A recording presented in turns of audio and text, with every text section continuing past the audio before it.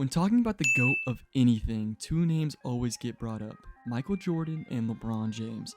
Calling something the greatest of its class is usually phrased as calling it the LeBron or MJ of whatever. Kanye is the LeBron of rap.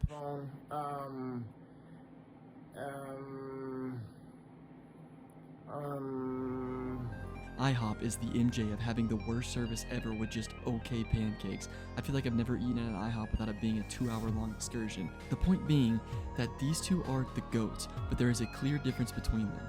I have a friend who's an MJ guy, and he has the only MJ argument that has ever made any sense to me, which is that there is a difference between the greatest and the best.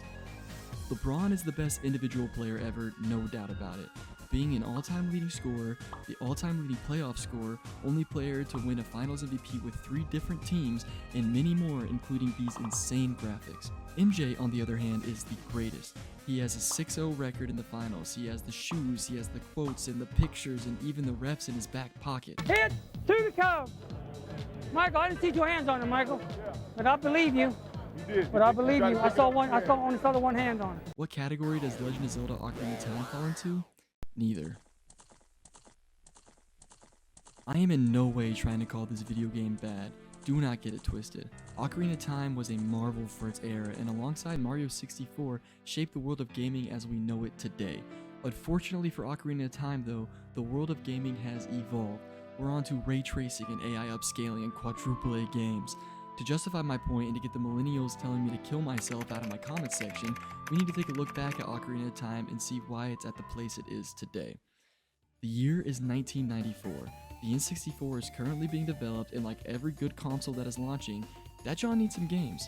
Development is rough though due to the jump from 2D to 3D, which was difficult to no one's surprise. I mean, the camera in Mario 64 is a character. That's how foreign of a concept this was to people. With Mario 64 being a launch title, it was being developed alongside Mario Kart 64. Miyamoto was feeling himself though and decided to keep shooting, and that's when Ocarina of Time was conceived. Originally, it was going to be made for the N64 DD expansion disc, the thing that later turned into the PS1 and gave us Metal Gear Solid, which basically makes Miyamoto and Kojima Naruto and Sasuke if you don't think about it too hard. I can already tell you're thinking about it too hard. With the N64 DD expansion disc not working out, Ocarina of Time got delayed by a year, releasing in 1998 instead of 97. After it got out of the oven though, there was no putting it back in. Off-Rip, it got perfect review scores from all games: CVG, Famitsu, Next Generation, Edge, Electronic Gaming Monthly, GameSpot, GamePro, Game Revolution, Nintendo Life, which is a little biased, I mean come on, and IGN. On top of this, it got its infamous 99 on Metacritic. This game was getting Gojo levels of glaze, and rightfully so. You don't need me to tell you why it's so good. There are a million other retrospective videos over Ocarina of Time. The biggest point I want to emphasize though is its innovation. There was no outline for simple mechanics for this game. Pretty much everything in this game that feels like a staple in third-person action-adventure games today originated here. Having a lock-on system for combat, including a day-night cycle, hell, even Epona was the first 3D horse in gaming. Without Ocarina of Time, games today would look very different. I would even say so different that there would be no Dark Souls or God of War or even Spider-Man. Obviously these games probably would have existed in some capacity regardless, but Ocarina of Time has its polygon hands in all of these titles. For the time, I think Ocarina of Time deserved the glaze. Greatest game of all time in 1998? Sure bro, you're up against firefighters and plumbers in Mario 64, but have at it buddy. Nowadays though, in the ferocious 2.6, I do not think so. As acclaimed as Ocarina of Time is, and as fun and as good of a game as it still is today, 28 years later, it is not the GOAT anymore. And that's a good thing. Gaming is no longer just a hobby to people, it's evolved into an art. I will die on this hill, and anyone who says video games aren't art need to go play Red Dead Redemption 2 and come back a changed person. I mean, look at this bro, every frame is a painting, it is beautiful. Knowing this and playing through other Zelda games, you start to see how they become a little uninspired after a while. The Zelda formula is something that was followed almost religiously by Nintendo for a very long time. The gameplay loop of finding 3 items from 3 different dungeons, going to a place and unlocking the main gameplay gimmick for the game, and then doing another 8-ish dungeons before fighting some version of Ganondorf makes you realize that by A Link to the Past, Nintendo had this down to a science and was able to perfect it by Ocarina of Time. I think the fact that all these games have the same linear progression kind of ruined it a bit for me, because I can see that they're just pumping out the same game every generation, just with a different art style and theme. Wind Waker is Ocarina of Time with water. Twilight Princess is edgy. Skyward Sword is birds. I don't really know what they were doing here. What I'm trying to get at is that personally, part of what makes a game good in my eyes is how they're able to build off previous titles.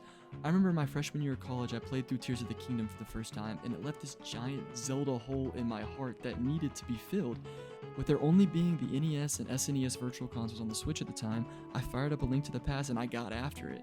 After about halfway through though, I realized that this is just 2D Ocarina of Time before Ocarina of Time, and I dropped it and picked up the real GOAT, Stardew Valley. That is a conversation y'all are not ready for. Nintendo finally broke off this formula in 2017 with the release of Breath of the Wild, which absolutely mogs Ocarina of Time. Breath of the Wild was the much needed breath of fresh air the franchise needed. I cannot believe I'm the first person to ever make that joke. Innovating the formula to keep the things people liked while also introducing new mechanics like the open world is part of what makes this game so special for me.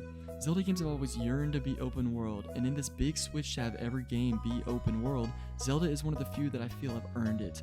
This game does have its problems, and I do not think it's perfect, but I will stand on my rock and I will say that it is a much better game than Ocarina of Time.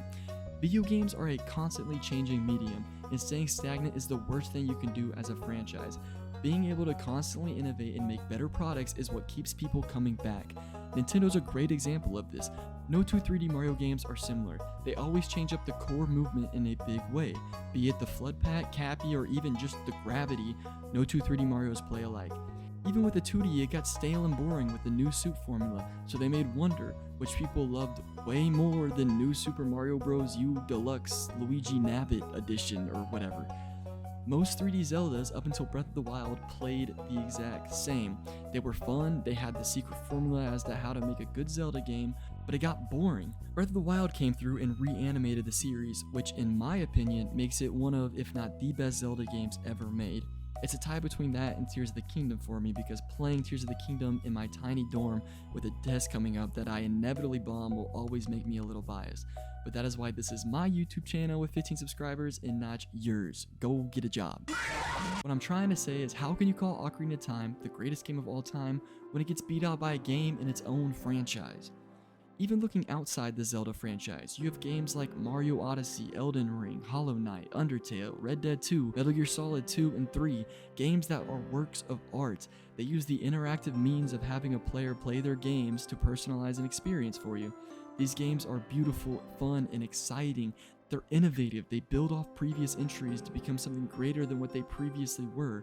Unless it's Undertale, which is Toby Fox's test run for Deltarune, the game that came to him in a freaking dream. That is insane. I am not making that up. Toby Fox had a dream about Deltarune and then made the indie game to end all other indie games just to figure out how to make video games. I feel like looking into that man's brain is the same as looking into the King of Yellow. You just go insane.